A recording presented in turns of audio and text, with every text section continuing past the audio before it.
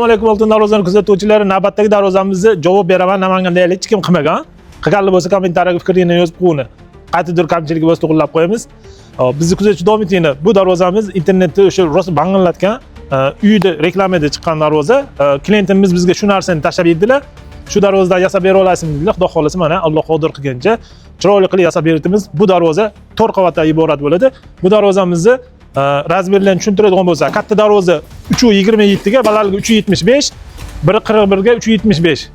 Oldi orqa bir xil %100. Korobkalari 12 ga 12 brusdan foydalanganmiz. 4 list tengida, tagi shveller bo'lgan. Listimiz 1.8, 4 qavat bo'ladi.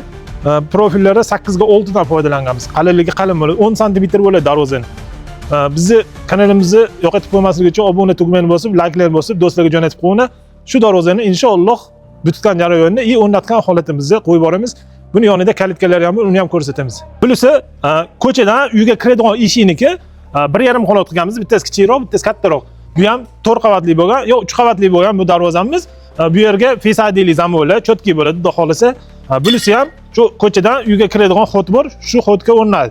Bu ham o'sha 8 ga 6 dan list 3 qavatli bo'ladi. Orqasi tekis, zebra qilib haytga chiqib qo'yamiz orqa tomonlarni. Bizni kuzatishda davom etinglar, layklarni tasirlatib qo'ying.